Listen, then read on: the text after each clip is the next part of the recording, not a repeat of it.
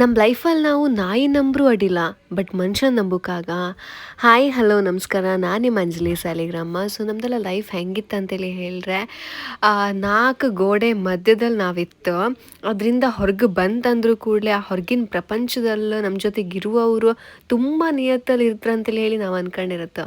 But ಅದು practical ಲೈಫಲ್ಲಿ ಆತಿಲ್ಲ. ಎಂತಕ್ಕಂತೇಳಿ ಹೇಳಿದ್ರೆ, ನಾವು ಒಂದು ದಿನ ಯಾವ್ದಾದ್ರು ಒಂದು ನಾಯಿಗೆ ಒಂದು ಬಿಸ್ಕೆಟ್ ಹಾಕ್ತಂತೇಳಿ ಹೇಳಿ ಅಂದ್ಕಣೆ, ಅದು ನಮ್ಮನ್ನು ಎಲ್ಲಿ ಕಂಡ್ರು ಹುಡ್ಕ ಬಂದು ಬಾಲ ಅಲ್ಲಾಡ್ಸ್ಕೊಂಡು ಹೋಗ್ತ.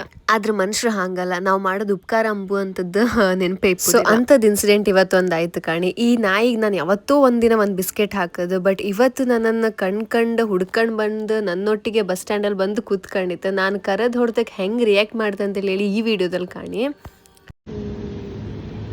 Hi ಮುನಾ, hello.